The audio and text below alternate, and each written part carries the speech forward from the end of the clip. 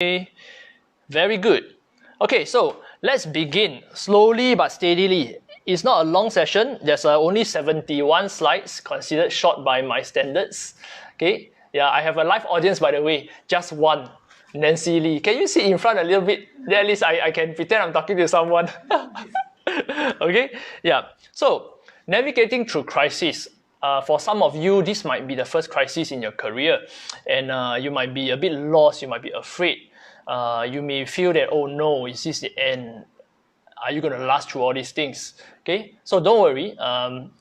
I have lasted through two corrections in the market. The major one being GFC, Global Financial Crisis. That was just 2 years plus into my career. And then the next one was not really a crisis, but an internally triggered TDSR, right? Slowed down the market a tremendous bit in 2013. So that also slowed the market from 2013 all the way to 2016, a lot less transaction volume. But see, I'm still here.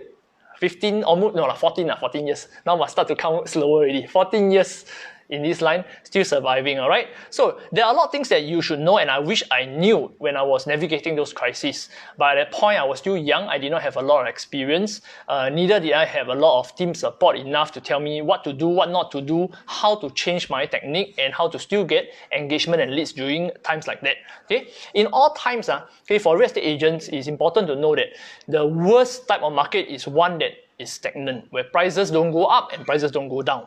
They are just stagnant. Buyer and seller on different sides of the fence, they're just waiting to see who will give way first. Those are times where it's hardest to transact because there's no pressure, there's no urgency from either side. So now, in today's market, what is the context that's happening? Right? We all know. Before Chinese New Year, if you heard my session, I was saying that there were 3 insights to explode your sales in 2020, right? And then it was very, very rosy. In fact, end of 2019, 2020, early 2020 is very rosy. And then suddenly, bam, something happened, right? We call it the what? What is this? It's not a London duck, okay? Yeah, I know you look at this, you might think it's a London duck, especially for Ryan and all those foodies, right? Okay, it's not a London duck. This is a black swan. Okay, what happened was a black swan event happened. So we have been talking about black swan event, and 迟早都会发生. Okay, for thus, sooner or later it will happen. Okay, so this really did happen, and nobody expected this to be so serious. So what do we call it? We call it the COVID-19. In the past, how many weeks already? Since 23rd January when it exploded and started to come into Singapore and everything. So far, so good, right? So far, so good. I hope you are safe where you are. I hope you're taking your precautions also. That's why we are doing this online. So far, Singapore's government has done very well. I believe you can agree to that, right? Some people say, do what? Voting now. Straight away, walk over, win already. Don't need to vote already, okay? But let's leave that aside for our politics for now, okay? But Singapore's government, in fact, has done a very good job in controlling, in managing the crisis, and a lot of people around the world, foreigners, are very, very impressed with us.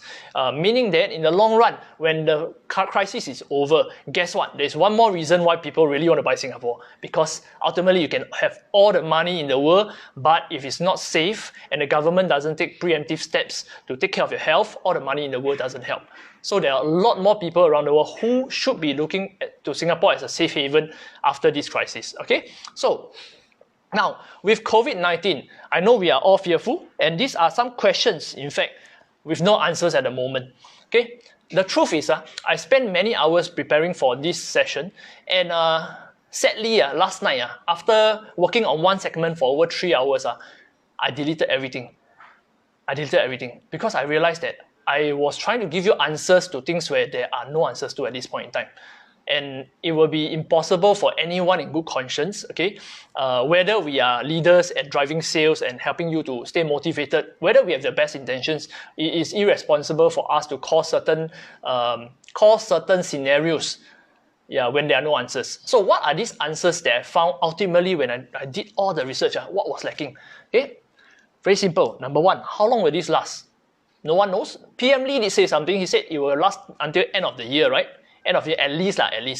And then in the media today, he mentioned that it could go on for quite a few years, passing around the world, and then finally before it stops, because it will take some time to go to all the countries, spread around all the countries. Okay, can we control the spread of this of new cases in Singapore? Okay, right now we are doing pretty good. I know in the next 1 month, if there's a risk because there's a lot of people, 200,000 Singaporeans are supposed to come back to Singapore. Wow, there's a huge risk. And we even have friends right now at stay home order or quarantine at Shangri-La, Chris Quack, if you're online. Oh, solid, man. I believe for the rest of your life you won't stay there anymore, right? You won't want to stay there. But okay. The brownie very nice. The brownie very nice. Oh, okay, good. The brownie is very nice if you get to go down to the lobby and order. I don't know whether room service offers that. Anyway, okay, can we control the spread of new cases? Question mark, right? Nobody can tell exactly for now. But so far, so good, right? In Singapore, we can say that we are controlling pretty well. Yes, the number of unlinked cases are rising, and that's why more measures have to be taken draconianly so that we can stem the spread. And at the end of the day, you and me, everyone, we rather a short-term pain and a long-term pain. Okay? Can our neighbors control? Very important also because we are so reliant on external trade, right? Malaysia, Indonesia, and all sorts of people will have to come in sooner or later because we need foreign help. We need a lot of jobs need to be filled by them. So can they control also affects whether we can control and take care of Singaporeans and our economy in the long run.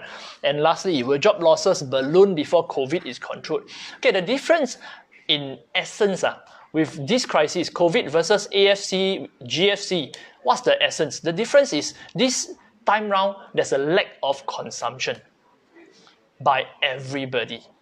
Lack of consumption by everybody. Very dangerous. Why? Because, well, we cannot go out and spend money, right? We are supposed to stay home because everybody's fearful for their life. So whether you are doing well in this crisis, you have a lot of money parked somewhere, you have funds to invest and everything, you also cut down on spending. You're not going out as much. You don't want your kids to go out as much. You're not going to buy a luxury car in this market. Most likely, most people won't do that. You're not going to spend on buying fanciful stuff in this market, especially a fanciful watch and discretionary spending, right? So that's a major difference. In global financial crisis, in AFC, people were still out and about spending. Some people who were, of course, caught by the financial crisis, they couldn't spend, of course, they got to downgrade, they got to have more austerity measures to protect their bottom line, their pockets. But there were people who were still relatively safe. They were conservative in nature, they were still out spending money. So this time round is different because of consumption. And that's where the budget this time round really needs to address. And it's different from the rest of the crisis because of this. So fundamentally, is there a problem in the system now? Financial system? No, there isn't. We started off 2020 being very, very rosy. Everything was going very fine, very well. So this is really a different kind of crisis we are facing. Probably one of the new challenges in the world we face. Even as the leaders of the country will say, it's something no one will expect. It's something that is outside of their normal ways of handling. Okay, so again, prior to this session in January, I also shared with you this about government patterns, right? And I said that, hey, you know what? Don't worry. Every crisis, 1985 economic crisis, 1997 AFC, Asian financial crisis, global financial crisis, they always will pump money in to stimulate the market, to make sure people are gainfully employed, they get their jobs back ASAP, people go out and spend, they shop confidence because asset values start to increase, stock market starts to go up, home prices start to go up, people feel safe and good to get into the water. Alright, so what I didn't expect was this time round the budget is so big. Okay, the last round in 2008, it was just 13.6 billion. This time round, how big is it? 4 times more. Macam what? 4 times GFC happened together at the same time. Okay, it's $54.8 billion budget to solve this. How many zeros is that? I also don't know. I lost count. Okay, but it's so massive. Basically, the government is saying that we will do all we can to make sure people survive. They have to first retain their jobs. We have to solve the virus so that people will go out and spend. If the economy is spending, no matter what, things will resolve itself. And then you'll find that the markets are confident and asset prices and investments can go up. And it's good for the long-term economy of Singapore to achieve that. Okay, what happened in the US? So US is like a late season of a few months slower than us, right? Okay, from the Wuhan virus to become a Singapore and Asia got it, and then to Italy, and then to US is like kind of playing, what do you call it? A series of unfortunate events, a series of unfortunate events, but in a wave, a very slow wave. Okay, so what happened in US? US also pumped a lot of money in, a record $2 trillion. They have already said that we will also do all we can Basically, do all we can, meaning what? Pump as much money as required to float the banking system, to make sure banks lend to people and businesses, to make sure people and businesses have money to spend and pay their bills, to make sure they can be gainfully employed, and then to make sure that they can rise on their feet again before they cut down stimulus. Yeah. So what is money? What is money backed by? I want to refresh you because I'm not too sure you heard about this one of my training before. But what is money backed by? Before 1970, the US dollar was backed by gold. After 1970, the US dollar is no longer backed by gold. You can print as much as you want just to float the system. Okay, and that is called a fiat currency, F-I-A-T, not a car. Fiat is it's a car, I know, but it's a fiat currency. So around the world, fiat currencies begin to spread, and now even Sing dollar is not based on gold. Sing dollar you can print as much as you want, as long as you flood it just nice. Flood whatever you need for the market, but don't over flood it such that it becomes banana notes. Okay, so what the world is effectively saying, and not only Singapore and US, Europe, Italy, Rome, UK, everyone, they are pumping money into the whole system. Yes, there can be unintended consequences as a result, but it is more likely than not that this crisis will be solved. This storm will pass in no time at all. Okay? The reality of the situation, okay, so our DPM, Heng Swee Keat, says that the amount of money, what we are pumping in is really to retain, protect jobs and livelihoods. Because with that, then the rest of the economy can get back on its feet. So at this point, we can see the government is on a tightrope, right? This is a price index, probably price index. You can use it to simulate any index, for the matter, stock market, the economy, GDP and everything, okay? But for this context, it is probably market. So there are global fund inflows, there are strengths in the economy, there are global uncertainties threatening to hit our people off balance. Okay, we are probably someone like a kind of sitting on the shoulders of this person who is doing the tightrope. And what structural measures are there? The good thing is, okay, there have been a lot of market stabilizers along the way. Okay, it's not like in Asian financial crisis or global financial crisis. There were not many structural measures to safeguard the market, right? Back then there weren't so many. That's why the market can collapse quite a bit.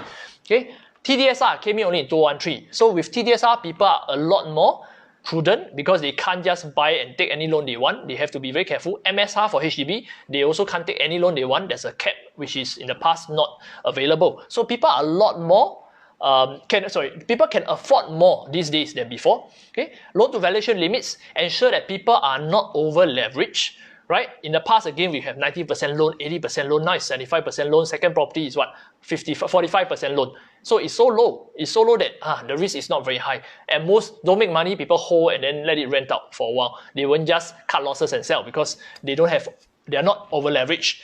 Okay, GLS supply, you can bet that in the near term, GLS supply should be cut short because there will be no interest, or the focus shouldn't be on that. Okay, and bidders might not be interested to bid anyway. So GLS supply controls the market, is what part of the market lever to bring up prices or to lower prices. In the long run, is it important for prices to go up? I want to ask you. Is it important? Okay, in the long run. Yes, right? Why? Because 90% of Singaporeans, okay, have a home. We are homeowner. We are homeowner state. We are not like many of the other countries, let's say Italy or in Australia, when it's common to rent rather than own. So when you let prices go down, it doesn't really affect people that much. In Singapore, most people own houses. Okay, and a lot of our wealth are tied into houses, into homes. If it drops too much, people lose faith in the government's ability to protect them, and also they don't have the confidence to spend. And it affects the whole economy as a result. So prices must be kept steady and upwards. I know this time round, the unity budget, the resilience budget, we didn't really get any goodies, right? I was quite disappointed. I know I was unreasonable, but I was still disappointed, okay? And but why? Because the property market isn't going through any hardship at this point. The focus is on aviation industry, on tourism, on retail, on hospitality, on areas where they really need help immediately because they are so cash flow sensitive. For property industry, not really. Okay, and not to mention that recently we also had some stimulus, but the stimulus came in the form of what? HDB grants, enhanced HDB grants. Those grants are there to help people. They're actually pouring money to HDB resale market so people can have more funds to buy Okay, and also to get out, they have more cash in hand, more funds as a result of the grants, and then they can buy and afford more in the private market. So you see, those are actually stimulus already there, but they call it a different thing. They don't call it a budget. All right. So, wrong device. Okay, so let's take a look at Asian financial crisis, a summary. Okay, so for those of you who are too young, okay, too young to understand, like for example Nancy was probably 2 or 3 years old then. 18, okay, 18. Okay, so Asian financial crisis summary. Let's take a look at what happened then. Some parts are a little bit small, but I ask for your attention so that I can brief you through them, alright? So, in the AFC, Asian financial crisis, market volume. Okay, market volume. Most important is market volume, right? For us, we need transactions volume. Okay, go up 100,000, go down 100,000 is okay as long as there's transaction. Okay, transaction volume came back within 9 months. You can see that transaction volume after the AFC. Okay, this is in July 1997. If you go and Wikipedia it, you will know when the time, when the impact of this contagion was felt. So 1997 July, prices volume came down. Okay, zigzag. We have the yellow line. Yellow line is for your sake OCR. Yellow line. So the most volume. Green line is RCR. The blue one is CCR. 9 months later, volume started to pick up again. Okay, not so bad. At least Singapore government pumped a lot of money into the economy at that point in time, and it brought back volumes. Okay, CCR went back up to 43% over the 100%. Sorry, beyond, higher than 43% higher than the initial volume before the crisis hit. RCR went up 14%, OCR went up 56%. Okay, so volumes came back within 9 months. Can we safely project that this crisis is the same? Unfortunately, no. I wish I could tell you that, but unfortunately, no. But at least this is to let you see over major crisis what really happened, okay, to Singapore's market. Maybe it's 9 months, maybe it's 1 year, maybe it's 1.5 years before you recover. God knows. But at least you have certain timelines. So at this point in time, you also want to ration and fight your battle slow and steadily. Okay, so you don't overspend, you ration your funds, you be very careful with what you choose to spend on. Okay. So next, let's take a look at average per square feet during the AFC. Okay, landed prices went down 34%. Okay, during Asian financial crisis, non-landed went down 30%. So both were affected. Okay, so the green line is non-landed, the blue line is landed. Don't worry, okay, later on I'll update all these slides onto the link up and you will be able to download them and look through them in detail. Okay, according to region, what happened? The CCR corrected 39%. Okay, the RCR corrected 42%, more than CCR. Usually CCR corrects more, but well, in this case, RCR corrected slightly more. OCR corrected the least, 26%. Okay, I want to pause for a moment. Why would OCR correct the least usually? Most times. Why? Think about it. Okay, you pause for a while. I just let you think about it.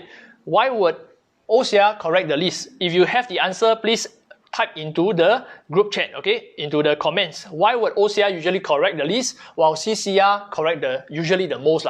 In this case, only is RCR corrected slightly more. Why? Okay, if you have the answer, type it in. I will give you the answer later anyway, okay? So, take a look at the volumes. Which are the least hit private district volumes during the 97 crisis? To do this, I took 1 year trailing, 12 months trailing volume trends for individual districts, and 12 months after the July 97 crisis, the trends, okay, to see whether volumes were affected. Surprisingly, okay, the least affected private districts are D25, from 29 units 12 months before, private non-landed, okay, to 260 after, okay, a difference of almost 800%, 8 times more. Why? Okay, District 25, where is it? Test, where is it? District 25, come on. Is it Choa Chu Kang? Is it Lim Chu Kang? Okay, it's Woodlands Admiralty, yeah? Okay, so Woodlands Admiralty side, volume went up a lot 12 months after. Okay, I did not investigate into the why, but it could be because at that point, there were probably a lot of private properties there, maybe a lot of condos there, okay, that were unsold, and because of their location, they reduced in price and they became very sought after by people maybe downgrading, and then they found out, hey, there's a lot of supply there and the prices are very reasonable, so they downgrade there. It could be that way. Okay, but this is the rare thing that happened in AFC. D26, okay, from 158 to 233 volume, Okay, these are the least hit districts. D23, D26 is where? I can't remember suddenly. D26 is where? Yio Chu Kang. Okay, Tagore and Yio Chu Kang. Good. Okay, D23 is Bukit Panjang area, right? Bukit Batok, Choa Chu Kang, Bukit Panjang, D23. Volume also went up. D5, okay, volume also went up slightly. D19, volume went up slightly. D14, D22, D4, D20, D9, D11 at the bottom. Okay, you will realize the top few, most of them are what? They are areas where you will find a lot more owner occupiers, right? Not so much investors. So these areas are a lot more resilient in a market that's facing a crisis. So in this market, you will also want to focus on a sector. Okay, if you have no chosen sector or GTA and you have no volume, okay, you might want to choose areas where there's a lot of own stay, owner occupiers, upgraders, MOP, HDBs. These are areas that will carry on moving even in the slowest market, because people will suddenly have a baby, people will find the house too small, people will need to stay near the parents for support. This goes on despite any financial crisis or any crisis for that matter. All right. So the hardest hit volumes in the AFC, which one were they? D7, town area, Beach Road. Okay, D1 got hit 60%, 73%, first one 60%. D28, interestingly, D28 got hit 60% also. D18, okay, D10 also dropped 52%. D17, D2, okay, D8, D13. Okay, so they dropped quite a bit. So if you refer back and forth, you will find the hardest hit districts and the lowest hit districts, the least hit districts. Later, I will do the same for GFC, Global Financial Crisis, so that you can see whether your district that you're focusing on, right, is safe or not in the next 1 year, okay, or the next, at least the next few months, whenever the crisis settles itself, okay. So HDB price trend during the AFC. Okay, we can see that average per square feet came down. Okay, average per square feet came down 22%. All right, but okay, despite average per square feet going down, let's take a look at the volume. Look at the volume. The volume before AFC was about 2,000 plus. Okay, for the month of July, August 2008, September it dropped. Okay, so it dropped here, September, and then it started to go up all the way. So it went more and more, transaction volume started to increase a lot. Possibly also because some people wanted to cash out, get some funds back to solve their problems, maybe solve their stocks debt or their other debts, or they lost their jobs and so on. Possibly, okay, but volume recovered within 3 months. Okay, so we had the private market recovering within 9 months, and then the HDB market recovering within 3 months. Okay, global financial crisis. Similarly, let's take a look at the corrections in volume, price, and then which are hardest hit. So the volume during GFC, okay, it lasted about 1.5 years, 1.5 years before we saw volumes coming back again. 1.5 years, okay, and this was worse, okay, than the AFC. And then we have CCR region correcting 66%, quite a bit, okay, quite a bit. RCR correcting 47%. OCR correcting very, very little, 13%. Very little, okay? So this took 1.5 years. What happened then to the average PSF? Okay, landed prices corrected only 18.5 this time round. The other time it was the AFC was 30%. Now it's only 18%. Non-landed corrected 38%, almost the same as during the AFC, 30%. Okay, both of them have corrections. In terms of the region, right? We have CCR correcting 47%, RCR correcting 20%, and OCR correcting 14%. Once again, and I think just now some of you mentioned, right? Because most investment properties, Alvin Khoo mentioned, most investment properties are in CCR, RCR. Thus, investors at that point are more willing to sell. Okay, because they are affected by investment in stocks, margin calls, stocks that's margin calls whenever volumes, whenever prices drop. But real estate, so far, usually they don't have any margin call. Okay, so yes, Brian also said that mostly are own stay. Yes, own stay people can afford to tahan. They need a roof over their head anyway, right? So they won't sell. As long as they just don't sell, they don't realize losses. Okay, very interesting point to add in here. Some people now are selling their properties at a discount. Not because they are losing money, but because they feel that if I park this same amount into a stock at this point in time, not SIA, SIT, I think a bit risky, okay? But maybe the bank stocks, DBS stocks, OCBC, UOB stocks, okay, they won't go down, right? Okay, usually they won't, all right? So then they will make more money than if they keep into their real estate. Because some real estate, if you know and have seen from slides, some properties have already stagnated for a long time already. So it doesn't grow over the past 10 years, unlikely to suddenly grow, right, in this crisis. So they might as well, I stagnate for so long already, might as well I sell at a bit of discount, 5-10% off, but I put this money into some other funds or some other stocks that have a chance to rally, or they put into P&G, they put into Clorox. Clorox is doing well, their stocks, because they are doing all this hand sanitizer and chemical cleaning equipment. Okay, so just a point to note. So in GFC, OCR did fairly good.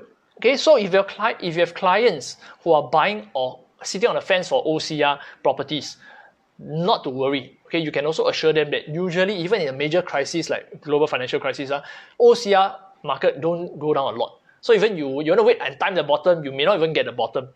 Rather, at that point in time, you have more people coming out and chasing after the same units with you and lesser choice of units. Okay, so least hit private district by volume. We have during the GFC, the volume dropped more than AFC. Okay, so once again, you can see here, you will see a lot of the same districts that are least hit, and they are where? They are outside core or places, suburban areas. Some of them are RCR, but they are usually places where people stay, Singaporeans stay. Okay, so least hit is least hit, but they are still pretty badly hit. Okay, now we move on to hardest hit. Hardest hit districts. District 1, okay, definitely have a lot of investors there, and they rent to who? Expats. The investors are the ones who are more risky, right? Cowboys, investors, more risk-taking. They dropped by 76% in number of sold units. A lot, District 1. Okay, D10 also a lot of investors got hurt. Okay, D3. Okay, D3 surprisingly, but because probably they're nearer to town, there's still a lot of investment demand there. Okay, D9, D4 Keppel area, D7 Beach Road area, D13. Okay, D13 is the Braddell Heights area. Okay, D2 also. So these are the worst hit. So it's for you to understand, so that you have some you understand where the market volume is going to go. Okay, things may come into this, or hopefully it falls between AFC and GFC, so not so bad. Hopefully. Okay, so what happened to the HDB price trend during the global financial crisis then? Okay, HDB price trend went up there, you see. 07, the start of the global financial crisis, August, okay, when the contagion started to spread seriously, you can see that the per square feet for HDB went up all the way until February 09. Okay, it went up 20%, it didn't go down. Surprise. Okay, now how about the volume? Okay, volume initially dropped a little bit, okay, from 2005 all the way down to about 2009, okay, and then it bounced back up, down, is basically there. Transaction volume is there. People were not so worried. So HDB market volume returned within 3 months.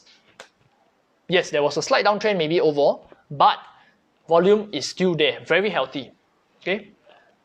So volume dropped by 10%, but prices went up by 20%. Okay, where can we expect things to go subsequently? Okay, now from this is 03, markets went up, 15 quarters went down very fast in the financial crisis. Okay, global financial crisis, 6 quarters went down. It went up 82%, it went down 18%. Okay, every time it corrects less than it goes up. Okay, that's very important to know. It doesn't correct a lot.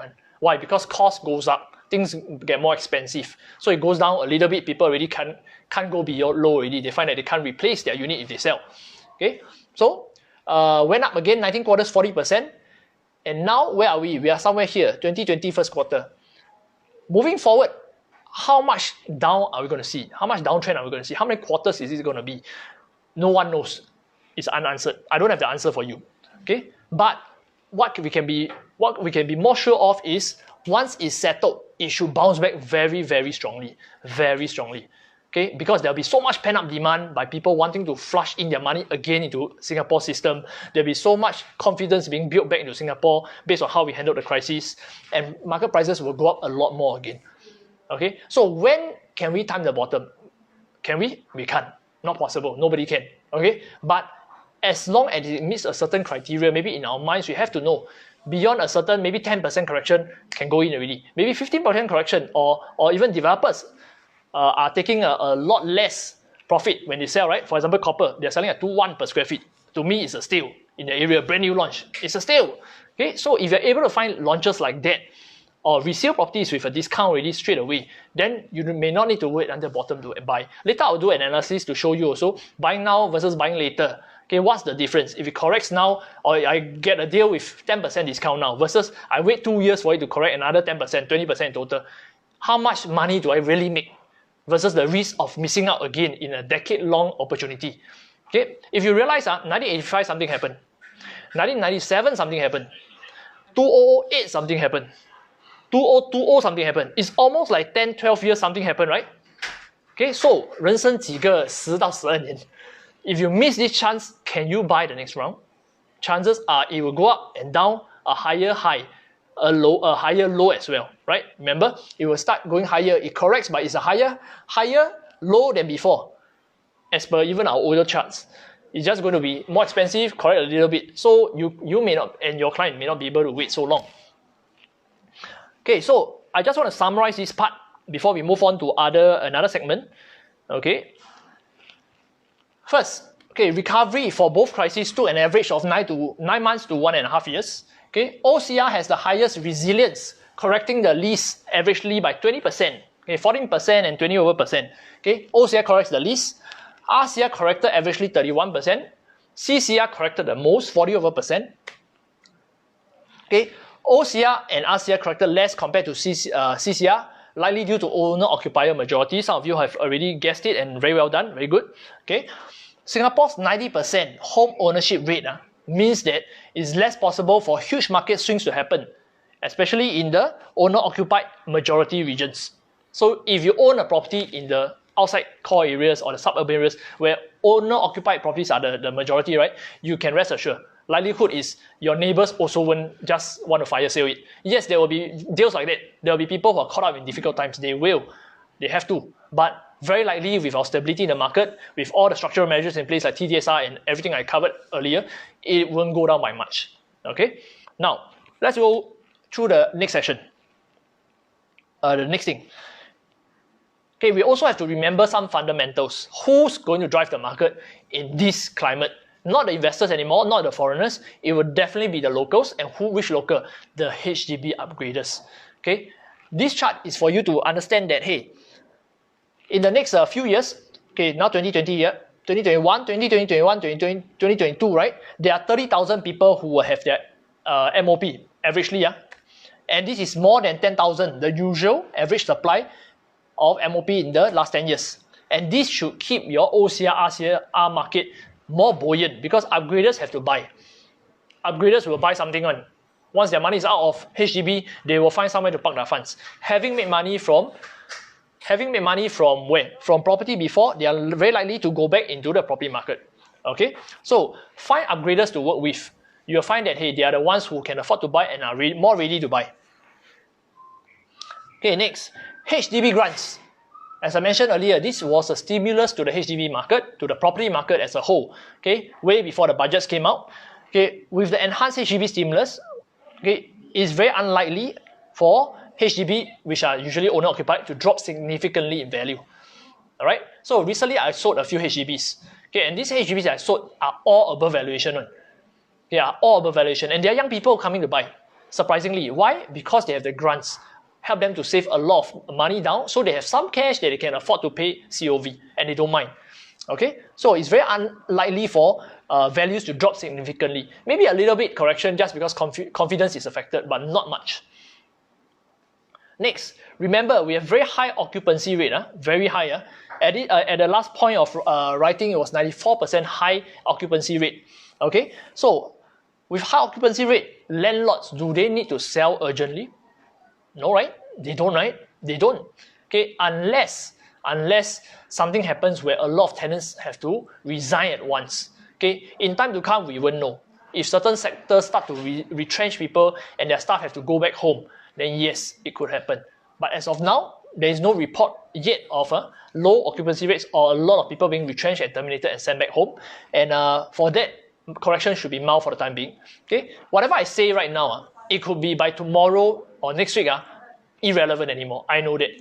Okay, and you'll probably be thinking that also. It's possible because the situation is changing so much. But what I know as of now is what I'm telling you. So if you need to update any clients, use all this, at least to the point until things change. TDSR, remember, since 2013, people have been having better holding power than before. Last time there was no TDSR, people could just loan and leverage. And when it came time for the crisis to hit them, they had to deleverage very fast to stay solvent, to avoid bankruptcy. And that was why AFC, GFC was really bad for some people. Okay, so in this market, we don't see that. So your clients should be more at peace that, hey, we have more structural measures in place and they shouldn't be so affected or so scared of entering the market now.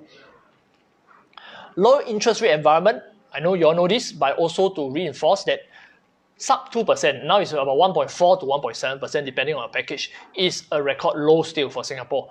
Okay, and are interest rates going to be so low still? Yes, of course, it's going to be there for a while. US just started to have their issues. They just cut interest rates like in the emergency meeting, and they just really cut it so low. Now the world is following them. Singapore is still following them. So with low interest rates, with tenants, landlords are very unlikely to just force sell the properties. Okay, as long as nobody starts to force sell together in herds, in groups, it's likely the whole economy will stay very strong. Okay, let's go next. The government can do or will do all it can to prop up the market. Okay, property values, as mentioned earlier, affect the average Singaporean sentiments because most of our money, our wealth is locked into properties. Okay, and our discretionary spending, whether we spend more out tonight, having drinks, having beer, another tower or not, depends. Okay, on whether we feel confident of the economy. Okay, and if it's not confident, we are not confident and we don't spend much, government will face other issues in the whole economy, broader economy. So can the government allow prices to fall significantly? That's the question. Okay, when you deliver to clients, you might also want to ask them questions in between. Let them breathe a little bit, digest a little bit, think for themselves and answer. Because if you keep feeding them answers, they may not buy. Some people like to derive their own answers. That's the way people are wired. All right. So can government allow property prices to drop significantly? Do you think they will have a sudden stop if prices really start to go down a lot? For example, if tomorrow a lot of private properties start to go on fire sale, do you think government will do something? You can bet that they would, because people will start to panic, and you don't want a panic sell situation just like toilet paper situation, right? It's bad for everybody. A panic sell situation in properties means that foreign investors will even dump more than not, because they don't even stay here. They are more worried than the average Singaporean. So government would never allow that to happen. If it drops so significantly, they will likely have a backstop, something to prop it up again. Just that it is not at this point in time. Maybe 6 months now down the road, maybe 9 months down the road, we don't know. But the property market will definitely benefit from certain measures in time to come. Not now, we are not directly affected yet, but in time to come. Okay, so how should you look at the current crisis?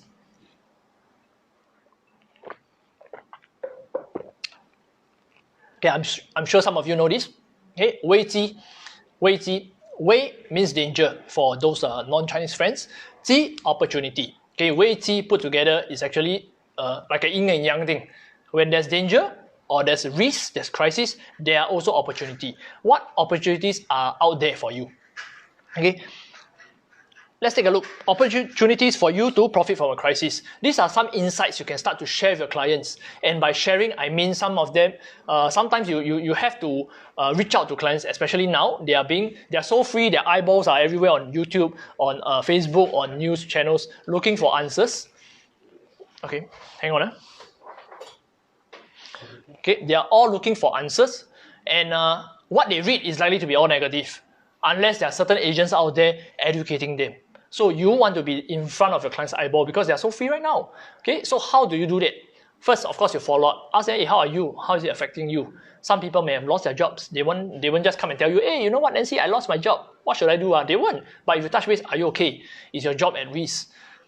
Do you have a cut in your allowance or your salary? If you have friends who are flying, pilots or stewards, they would suffer. Why? Because their basic is very low. They are on allowance only schemes, okay, or they are on allowance schemes that help them to buffer their salaries. So touch base with them, and then opportunities like that are where you share with them what strategies they can take. Some people are facing difficult times. There are strategies that I will share with you afterwards that will help them to overcome difficult times using their property. Okay. Some people have very deep pockets because they've been rationing and waiting for rainy days like that. They want to know, hey, how can I capitalize on this crisis to make it an opportunity for myself? I'll share with you what other things can be done. All right. But bear in mind, I will only scratch certain surfaces. Okay, for the mechanics, you are supposed to learn in ASM or property wealth planning lessons, and also I don't have time to go into all the details, okay, in this session. So number one of the insights, renting may become cheaper than owning. Okay, renting may become cheaper than owning. So how can you use that as a benefit? I'll show you. Okay, imagine, okay, if HDB prices were to correct by 10% in the next 12 months, all right? If the HDB value today is 600,000, and the HDB corrects by 10%, means that it will correct by 60,000 to 540,000 in the next 12 months. That means you will lose money by holding on to the HDB. You automatically lose 60,000 if you think that the market is going to turn bearish, 10%, 20%, whatever. Okay. Now, what's the equivalent for you to now sell the property first before you incur this loss of 60,000 and then rent for the time being? Okay, a HDB around 600,000 will rent for usually about 2,000 plus. $2,001, $2,000 depending on where. Some parts of Punggol you can get 1,007, but let's say 2,002, okay, is what you spend on monthly rental. If you sell, okay, you have cash in your pocket, you have back in your CPF, and then you rent 2,002 a month or 26,000 per annum, a similar home for 2 years or more. You can rent for more than 2 years with this 60,000 saved. Okay? And then at any point in time where, hey, suddenly that condo that you like, or that particular 5-room that you like, or EA, whatever, EM that you, wow, huge space and everything that you like, corrects in value. It's going to correct a lot more and you will be able to buy in at a low. Okay, so this is one thing that you can do if you're if you're a HDB owner. You can tell your clients. Sometimes, okay, you don't have to worry about being right. Some people will say, no lah, it won't happen. Maybe what you're projecting. So let them have the concept and make up their own minds. Some people will tell you, 10%, I think more than 10%. Then all the more you should do something about the property that you're holding. Perhaps you need to do something so that you don't incur that guaranteed loss if you think it's going down by 20%, 30%. Okay, what happens if you are a private property owner? Hey, sorry, I didn't click it. Oi, what happened? It's not loading already. Hang on, let me just check.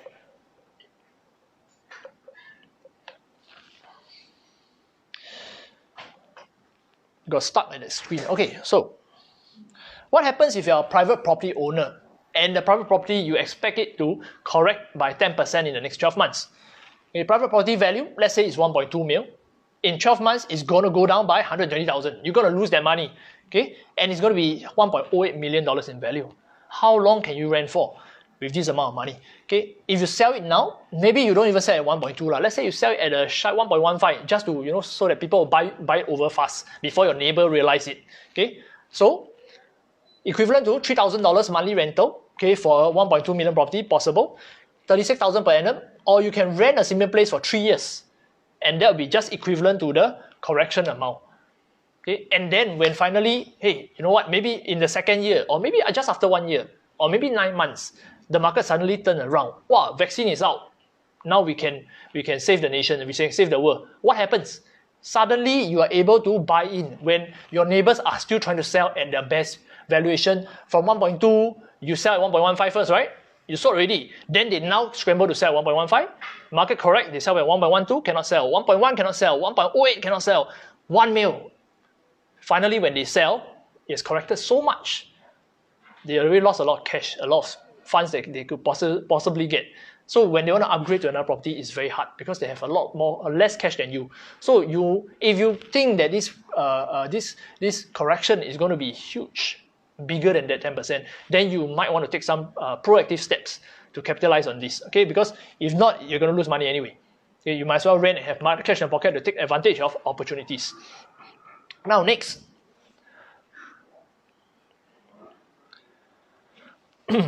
sell and rent first to buy at steeper discounts later. Okay, this is one thing that some people are doing. If they are first, they must be relatively okay to move. Some people hate moving house. They make money, also don't want the trouble. Okay, now to sell first means you got to rent somewhere and then buy a larger home or a better location after the correction. Okay, this is what I call arbitrage. Okay, but I'm moving a little bit ahead of myself. I will tell you more afterwards. I have a slide for that. Okay, so just take note. Sell, rent first, buy at a steeper discount later if you are pretty bearish about what's going to happen. Okay, correction probability in the private market is high. I'll look at it as HDB might not be very high, but private market is definitely higher. Okay, so you want to take advantage of it by simulating. Okay, what happens in the AFC? What happened? Example. Okay, if private condos this time round correct by AFC standards. Okay, AFC standards is what? Remember, just now CCR property lost how much? I can't remember also. 39%. Okay, a 2 mil property during the AFC became 1.22 mil. You save 780,000. If you are willing to take a loss first, wait on the sidelines for the prices to come down and then buy in. Okay, you would have saved a lot of money. Of course, hindsight is 2020 lah. Okay, RCR $1.5 million property. It went down by 42%. From 1.5 mil became 870,000. Whew. 630k.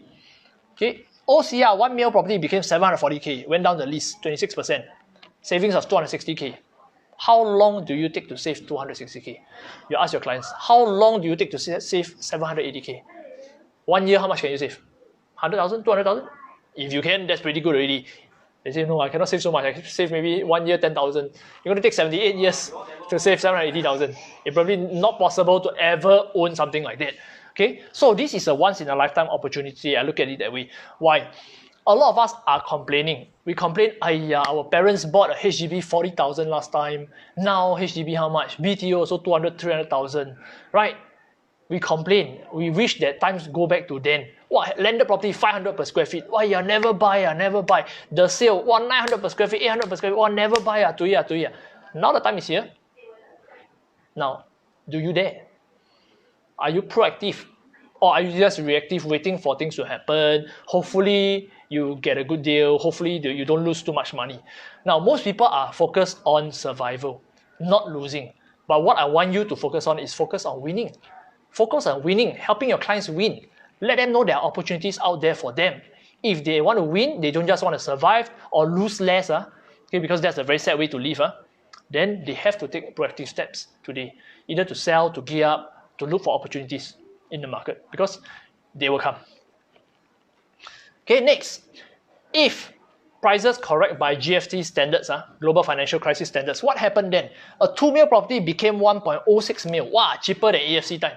Okay, savings 940,000. How long do you take to save 940,000? Okay, 1.5 mil RCR property became 1.2 mil. Okay, a lot lesser in discount in savings than before. OCR property 1 mil became 860. You can see OCR didn't correct that much already. So if you can grab a good deal around 14% off right now or 10% off right now, it's a pretty good deal.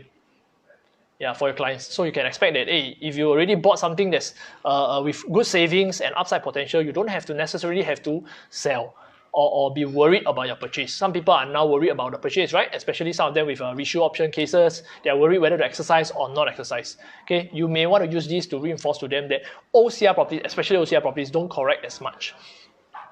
Okay, so I hope I'm not going too fast. There's so much I prepared, and I was only I was going to do 1.5 hours, but they cut short my time to 1 hour.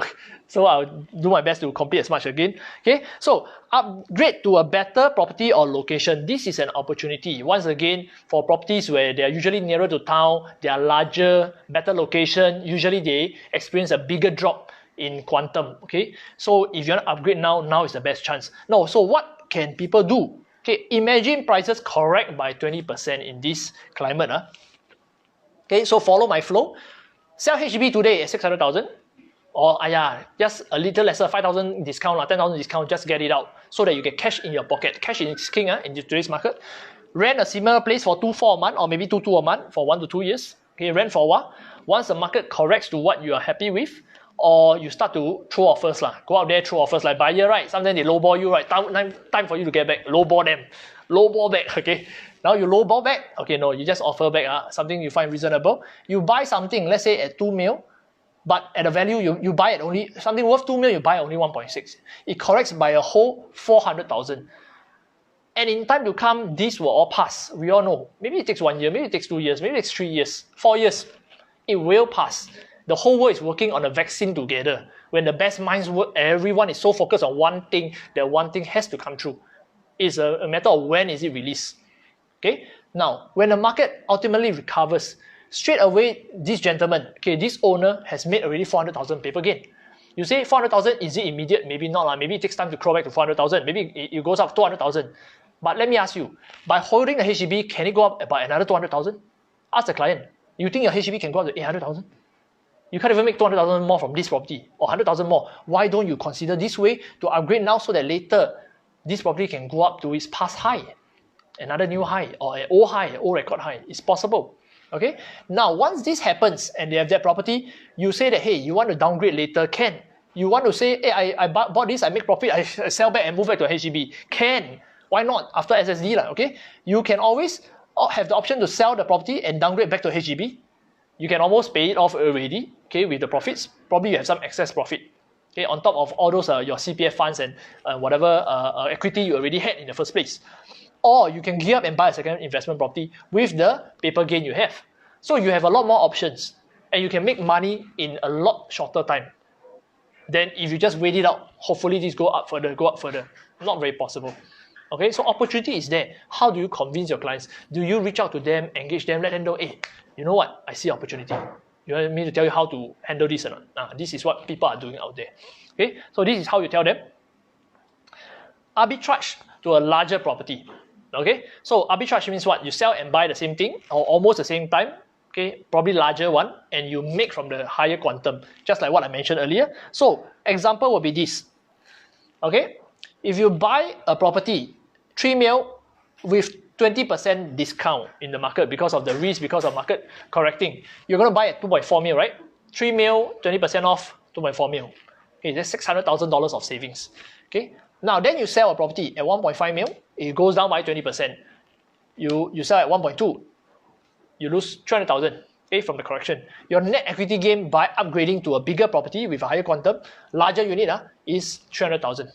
Okay, take note, larger quantum properties or locations that are nearer to town usually experience these type of corrections. If you look at all the past trends, the Ardmore Parks, the Ardmore 2s, the Tate, all this, and of course not only the area, big ones, Four Seasons, Yong An Park, and of course a lot more. The big ones correct a lot more, okay, when it comes to a correction. So you will be better off now trading up to that, and you want to sell that when the market is healthy, of course, because you'll earn the most, then people are willing to pay more. Okay, so this is a chance for you to take advantage also. Now, some people may not want to sell. They say that, hey, no, you know what? No matter what, I need a roof over my head. My wife would never agree to renting a place. I would always want to, hi Bernice, I would always want to have my own house. I can buy another one, but I don't want to sell and rent. I would never do that. Okay, what else can you suggest to them? Okay, how to profit from COVID-19 without selling your property.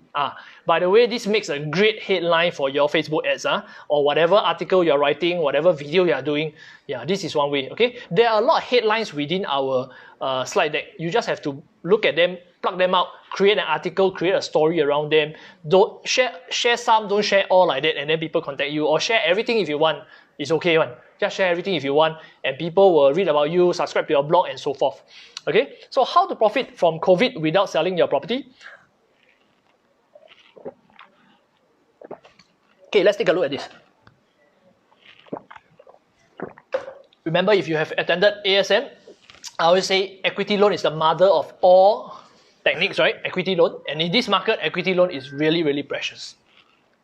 Okay, so if you don't want to sell, very simple. Gear up. Okay, but can you gear up a HDB? No, you can't. You must gear up only, you can only gear up a private property or commercial property.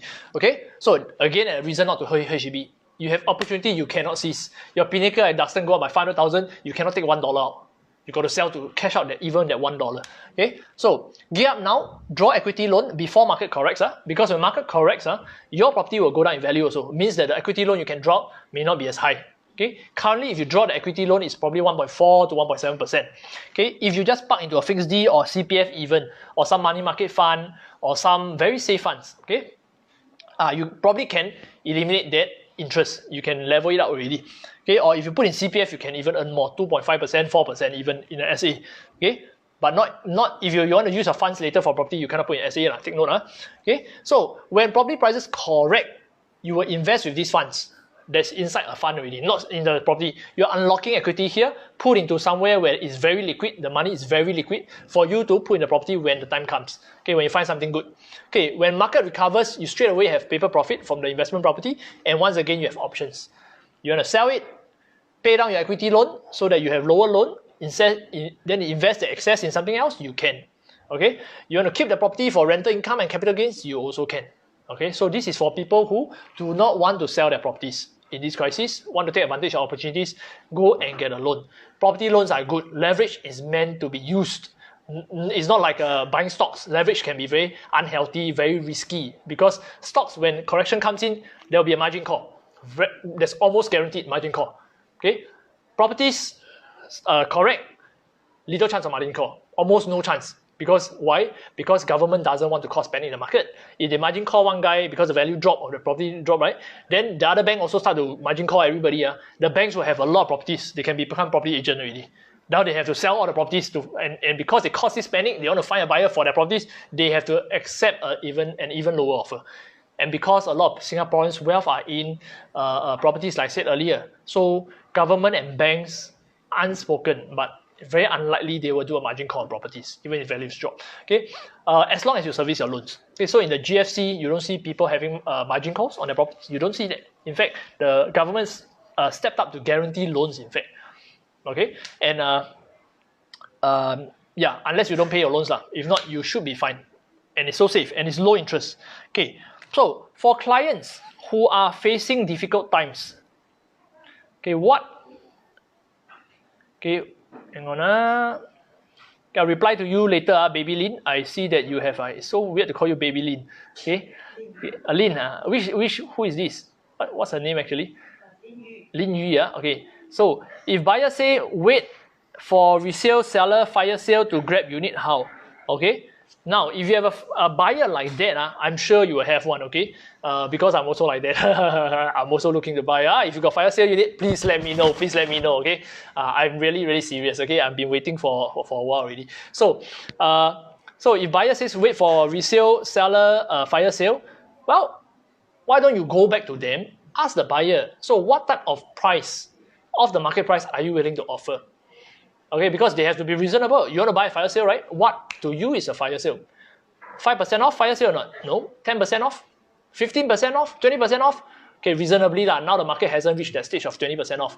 How about 10% off? If you want to buy a 1 mil property, if I can get something for you at about 900,000, would you buy already? Okay, counter and ask them. Okay, and make sure you size them down into an area they want or a project they want. If not, you'll be running all around, don't know how to throw your offers. Okay, once you have that confirmation from them, okay, 900,000, I find you a 1,300 square feet unit here at the Riverview. You will buy, confirm, I go and throw offer. Go and call the agents, call the whatever you can find. Let the sellers know that you have a buyer ready to offer 900,000 for your unit. Yeah, straight away. Okay, but of course you have to also make sure that your condition, everything, you also put some conditions. The condition must be at least moving condition, not like cui or at least a certain floor level facing greenery view or what. At least you get all those down. You pin the buyer down first. Okay, it's not wrong that the buyer wants the lowest deal, just like us, right? Reasonable humans are like that. We want the lowest price when we buy, highest price when we sell. Now it's about you. How do you condition and narrow them, corner them into a position that they're ready to offer when a deal comes? Because when you find such a deal and they are not willing to offer, it's a pity for them. They can't see beyond. So you got to persuade them. Persuade, not persuade. Persuade. Before you actually find the deal, persuade them. If we really find a deal like that, you must seize it. You must go for it straight away. Because it will not be a lot in the market. Very rare. Okay? So you have to do that. You have fire sale, William Lee. You better be real fire sale. Okay?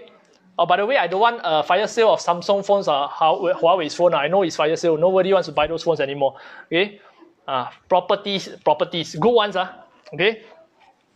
So, don't want void space, mezzanine area, a lot of funny staircase on. Okay, these type of things are not fire sale. Okay, so for those going through difficult times, how do you help them? Okay, because we will have clients like that, right? And we also don't want to be an agent where good times you are there, bad times you are no longer there.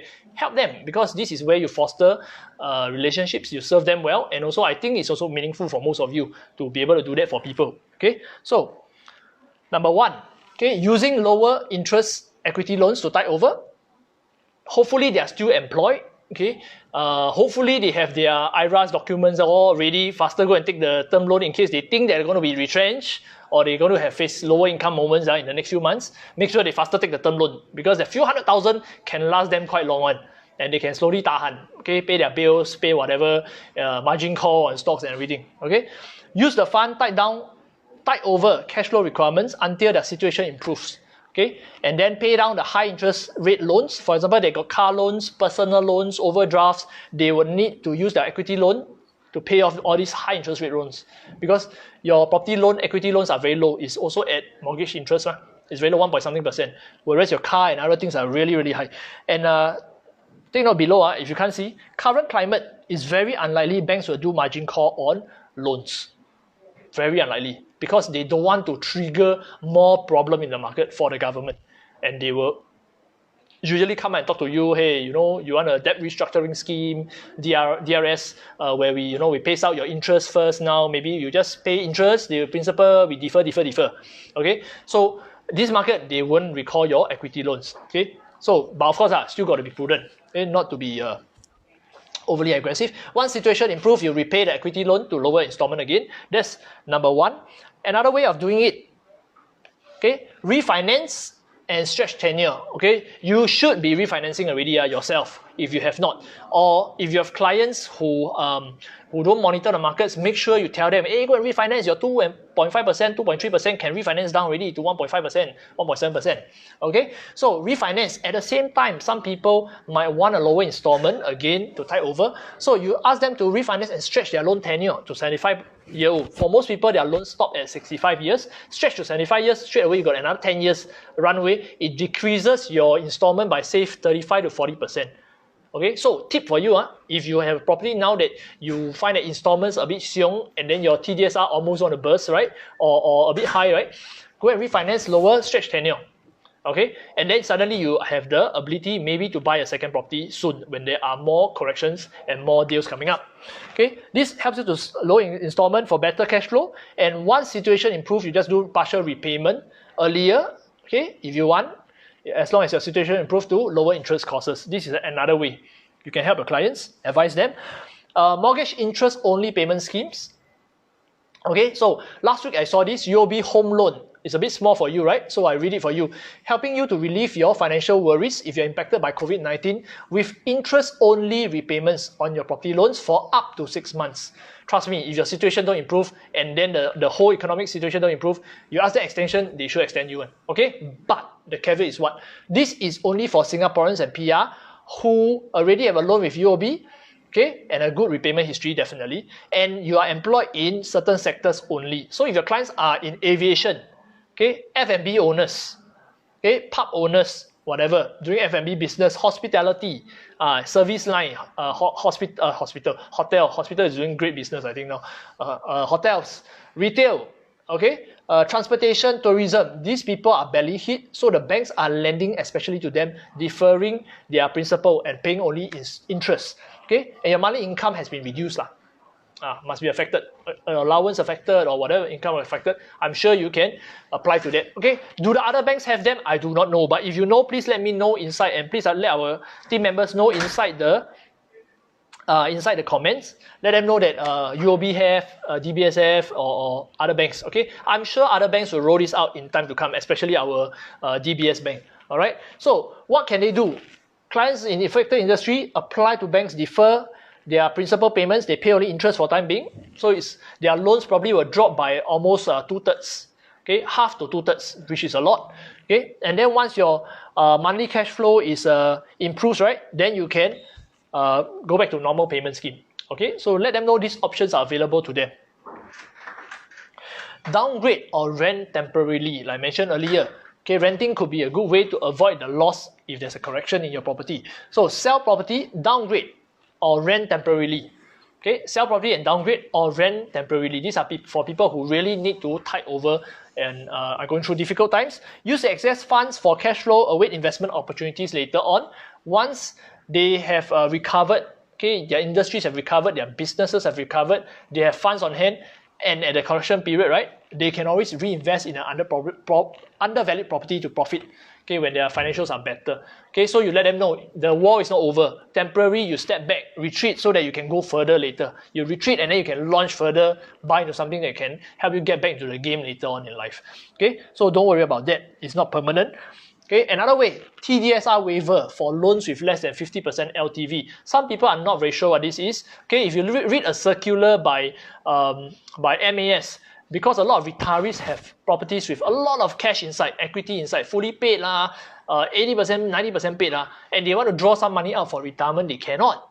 Okay, so the government has a waiver for loans with less than 50% LTV. In this case, you can put in your children, even though they are not the owner, right? Your children can be name can be inside the loan as a guarantor to guarantor you getting a loan up to 50% of the LTV. So this is a way for elderly or people who still want to play in the market. Maybe they're not elderly, maybe they're 40-year-old and they fully paid all their loans, right? Then they're not working, they're retired. How? They can use their property and take a loan with their children's name. So by leveraging up to 50%, they have money to fund their day-to-day cash flow issues or anything. Okay, and then subsequently, if they really want to reinvest them, they can also. Okay, so these are some ways that you can help your clients in difficult situations. All right, so should I wait or buy now if there's a good deal? Now, I wanted to give you all a short toilet break, okay, because I'm sure some of you are also tired already. Some of you are on the way to viewing and so on. So I'll give you a few minutes. I also want to take a sip of water. So let's stop for a minute, digest a little bit what has been taught, and then we come back for part 2. Part 2 is the next about 15 slides, not so bad, okay? So stay with me. Those of you already getting your awards, don't worry, go ahead with your awards. I know I overrun already as I usually do. Okay, see you in a while.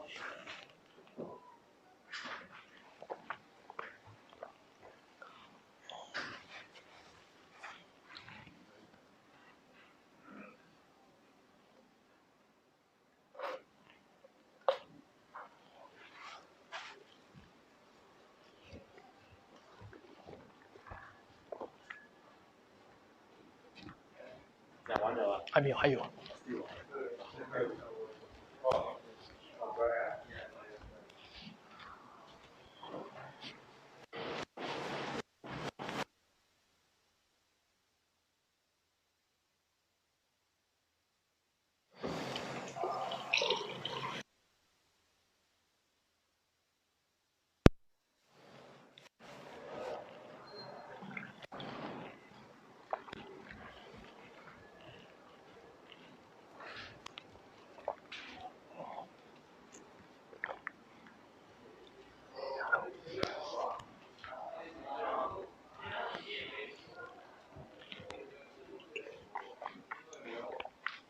Okay, I'm back. Okay, hopefully you're still around. All right. Okay, let's get back to this. Any questions so far? If you have any questions while waiting for the rest to come back, you all can key into the comments. Whatever I see and I can answer, I will just I'll do so, right? If not, after the whole session, I'll answer. If not, the other teammates, if you all can also answer each other, then that will be very helpful to get each other's insights.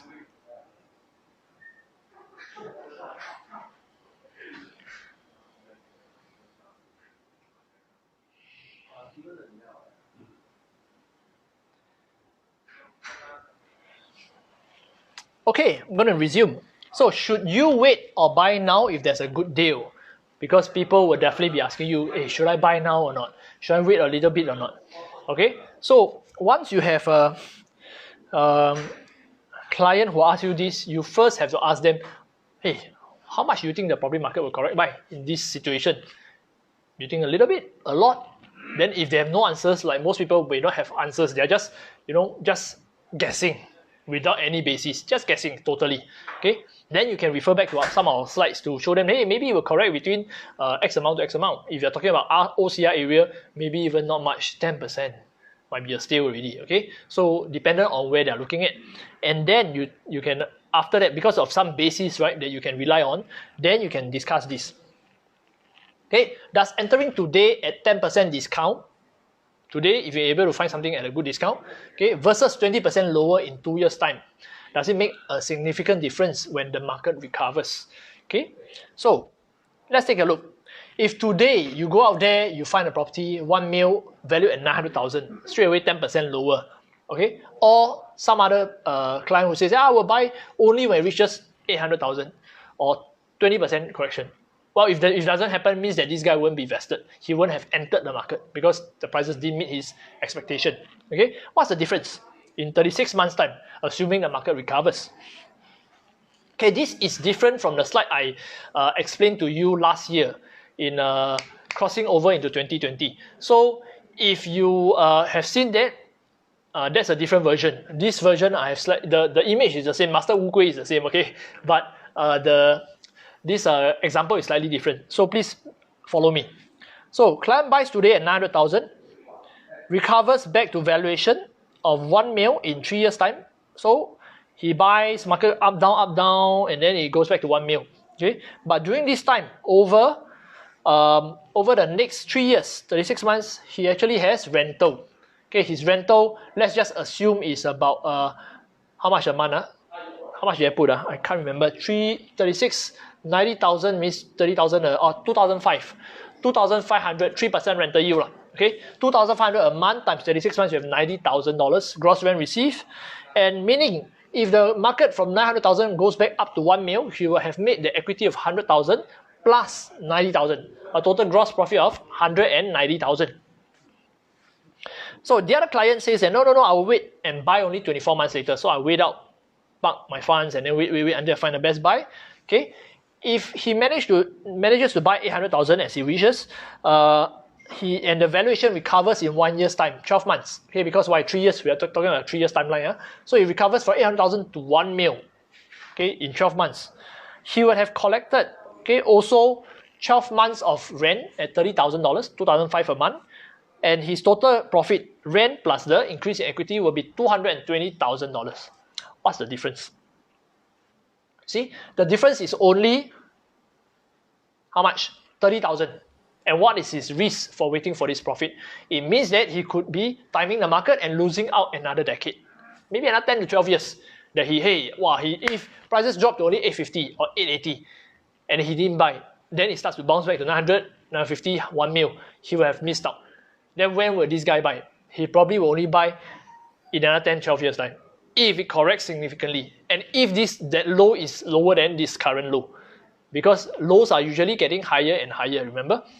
Okay, so it may not be such a good idea to time number one, time the market. Second thing, to wait for a further correction by too much, that doesn't make a significant difference. Okay, so it may not be a good idea to wait. Is it better to invest in equities or properties now? This is a question I've been asking myself also, and I'm sure some of you also asking, right? Whether to buy all the stocks that are that are on sale right now. There's one thing that I really like, which I think there was this Instagrammer who was posting.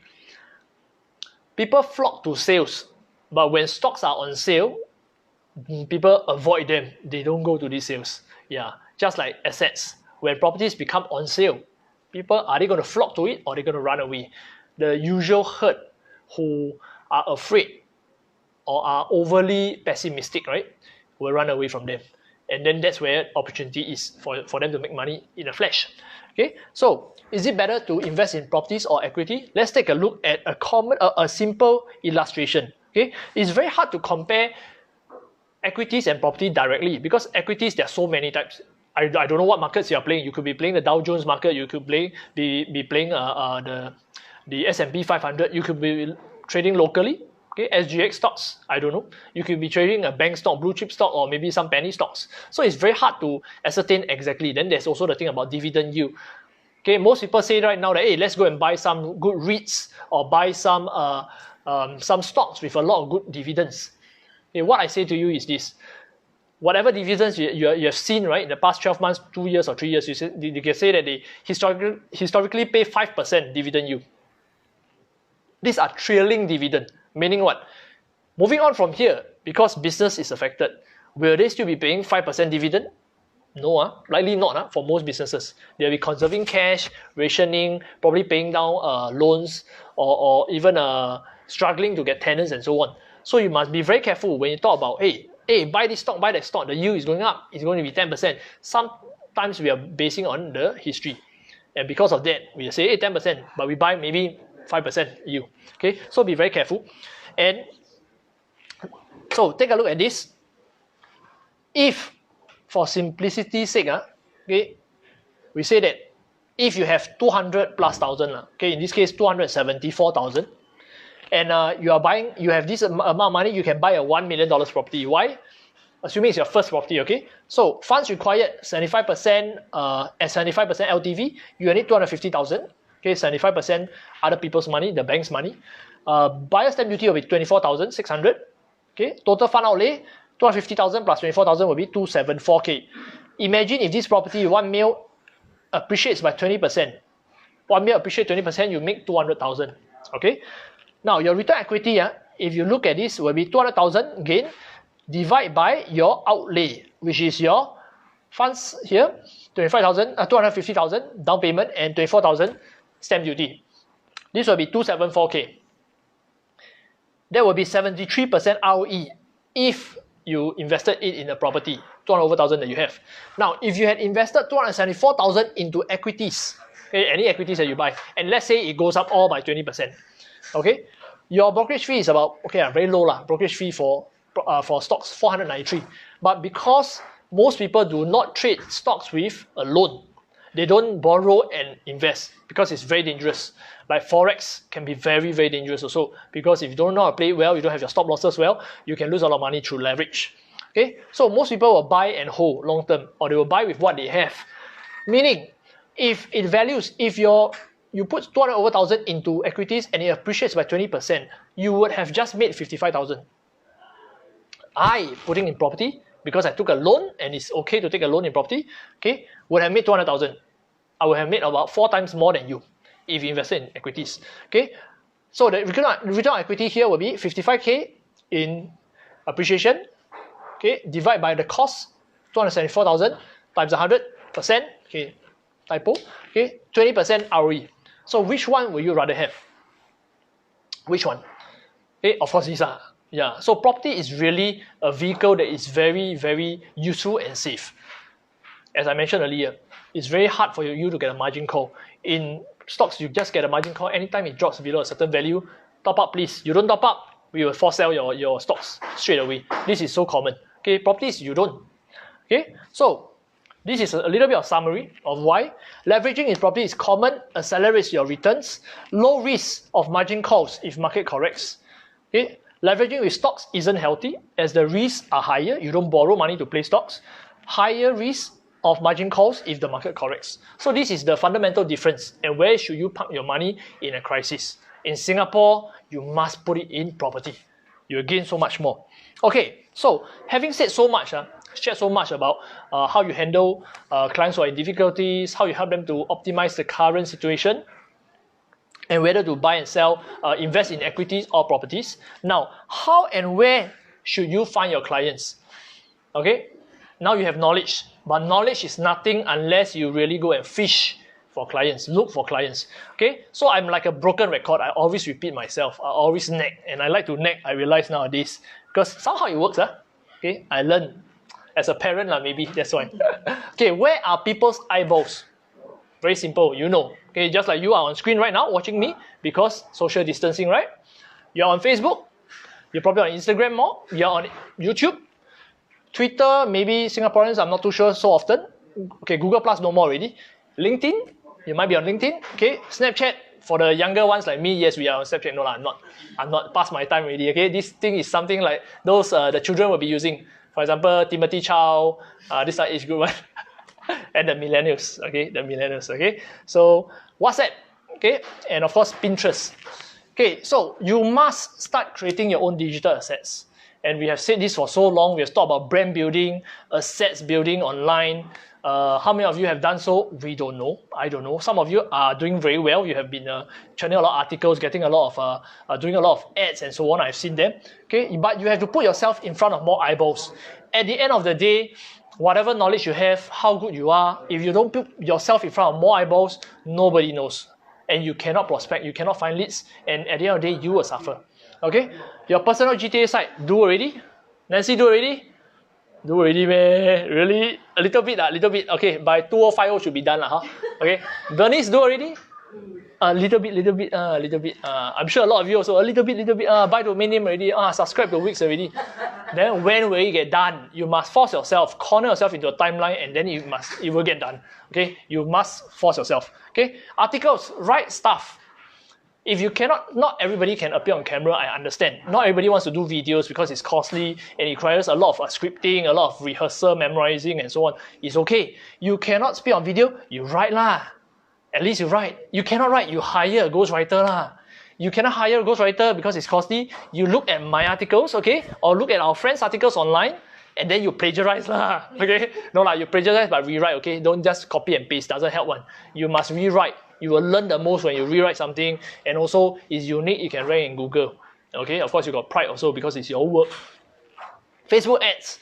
And once you have articles, website and videos, who knows? Nobody knows, right? You have to put them out there. What do you want to say? Content is king. Distribution is queen. Okay, just like in English chess, king can only move one step at a time. Important? Yes, important to the game. That one die, all die already. The queen is the one that can travel a long distance. Okay, content is king, distribution is queen. Make sure people know that you have all these things, personal website, articles, videos. If you don't have money to go and do ads, right, do $1, $2 a day, it's okay, at least do something. Okay, if you really don't have, you WhatsApp your clients. Hey, this is my video, what do you think? Can you share some comments? Hey, this is my article, do you think it's helpful to you? Do you have friends who stay in HDB? Do you have friends who want to upgrade? Can you send them an article, please? Okay, do something proactively. Okay, don't let your ego hurt you. Must always outreach. IGFB stories, of course, these are also another way to get a lot of eyeballs. Young people, I realize, I follow some very young insurance agent, 20 over years old. Okay, and I see, wow, they post one day, can post like my 1 year's IG story, and wow, one day, blah, blah, blah, I think 50 or don't know how many IG story. My goodness, they are really going everywhere with their phone. But it works. Why? Because they share with me, hey, you know what, I get my lead from here, and they screenshot and show me the comments, people write to them and so on, because the young people or certain groups of people consume totally on IG, some of them. Okay, so if we don't catch up with the times, at a time right now where we have time to catch up, in the end, there will be no time left. Yeah, and we can't catch up. So please make use of this opportunity in this crisis as well. Okay, so some things that you can do, lead generation. For lead generation and sales angle, right? Okay, I have consolidated for you some points. If you have good points, please add into our comments also section so that our people who refer back can also tap on these ideas. All right. Oh, my wife is online. Hi. Wow, I'm surprised. I didn't know she's in this chat group. Hi. Okay. HDB upgraders, lead generation script examples. Okay. So if you want to target HDB upgraders, which in this market would definitely sell, right? They will definitely want to buy and sell. They still need a roof over their heads. They still need to upsize their homes. Okay, why COVID-19 may be this once-in-a-lifetime opportunity for HDB owners to double their wealth and join the ranks of private property owners. Wow. Okay, I think it sounds sexy lah. I don't know. You test it. Okay, go and test it. Go and do some ads. Go and do some articles around it. Do some videos around it. Because this is a very good catchword right now for people to jump in and read your article, and it gets searched and indexed very fast in Google. Okay, how does COVID-19 present you with a once-in-a-lifetime opportunity to double your wealth in the next few years? Double your wealth, people want it.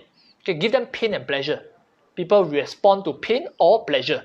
You give them pleasure, they want to click and read and learn.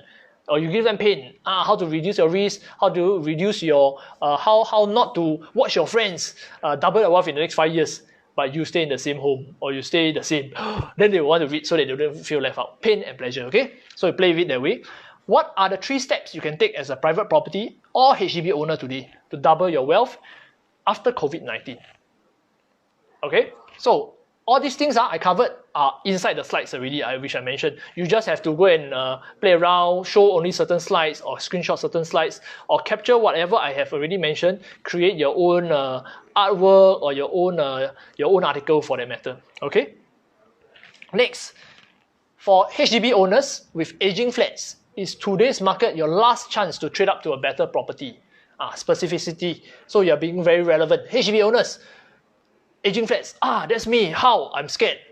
Hey, is it my best chance? I want to talk to you already because you already hit me, okay? Hit the nail on his head. Okay, so people are saying that now is the best time to upgrade to a better location or larger property. Really, mate? Why? Then you write something about it. Okay, so these are some good hooks I think that can help you. Targeting landlords. Okay, for those of you who are don't have a lot of savings and you are really tight and you need you need to have transactions and fast cash flow, right? You have to work on landlords. You have to work on rentals. I know in good times you might just want to do a new launch sale or sales only. Okay, but in this market, if you are tight, you better be taking up rental deals. And it's also good for you because you get a lot of clientele in this market who subsequently, when the market recovers, may become sellers for you. Okay, so don't be so picky for time being. Now, what are the ways to engage them? You can use this method. 6 ways for landlords to ride through the current crisis smoothly. So these are some ways, right? I earlier mentioned all the 6 ways. So you can write about this, talk about this, use our slide deck, screenshot in your videos and talk about it, whatever. Okay, so Property Ace does that very well. Seth, owe me a drink. Okay, Property Ace, William and Jean, William Lee, Property Couple. We have a lot more in these days, okay, in our team. So grow your own brand also. So 6 ways I won't run through. I ran through earlier already. Okay. So for property owners who want to buy or are facing financial difficulties, these are topics also you can use to hook them in. Okay, how to profit from the crisis without selling a property? How? Okay, teach me. Okay, 5 methods of using your property to tide over this crisis for those with facing difficult times, something like that. Okay, all these are helpful to help you gather customer base. People will want to talk to you because they have an immediate pressing need to know how to achieve pleasure or reduce the pain. Okay, so now I've come to slide 69 out of 71. Yes! Okay, so I just want to reinforce, I overrun by not much, 31 minutes only. Okay, I just want to say to everybody one very important point, which is relax. Okay, okay, remember this. This is our heng heng sui sui kiet kiet. If you didn't hear my previous talk, okay, there's a reason his name is this, heng sui kiet. Heng heng sui sui kiet kiet. He makes sure the economy is good and you're healthy. Okay, so last but not least, okay, on behalf of Nevis Management, I just want to wish you all safety, health. Okay, your work must still carry on. Okay, prospecting must go ahead. I know you want to be safe. Certain door knocking, especially if you're going door knocking in HDB estates, it can be very dangerous because of those who are at stay-home notice, quarantine order, or so on. So please be very careful yourself. If you don't feel comfortable, don't do it. Landed properties might be another choice because landed properties we just went on yesterday, in fact, and it's a lot open air and everything. So as long as you're in open space, some distance away, usually it's not so dangerous. Okay, or commercial door knocking. Our commercial group is also doing door knocking. Commercial usually you just go level 1 because shops people are there and they are not on quarantine order. But we don't go up to level 2 where people there might be on it might be residential and they are on stay home notice. So at least some ways to balance out. Even HDB, if you don't do door knocking, you can always buy our banners, PWP banners, print your own banners, and go to the estate. Stand around, spread yourself out. Of course, agents also, you must be wary of social distance among yourself, and just be there to talk to people. People also have a lot of questions. They need answers. If you can't door knock, you at least do a roadshow to give them answers. All right? Okay. Have faith in our leaders. I think the leaders of in Singapore are doing fantastic work. I can't ask for anything more, and we just have to have more faith in them doing their job. Nothing else you can control, but just to support them to stay safe. Don't give our healthcare people more tai chi. Okay. Encourage and help each other also. Okay. So in down market, we easily can be very disheartened. We can also be depressed. And it's very important that if you come across colleagues who are not doing so well, or sometimes you can even tell from the face or the way they speak or dress, like all these all in black, so sad, man. Yeah. Then I will go and sayang them a little bit. Yeah. So make sure you just encourage each other, help each other, okay? So take care of the people on your left and right. It's very important for us to get there together, not just get there alone. Okay, and then that's all. We are weathering all this with you. All the best, and thank you for tuning in. Take care. Macam is a script. Macam is a what do you call it? Video show.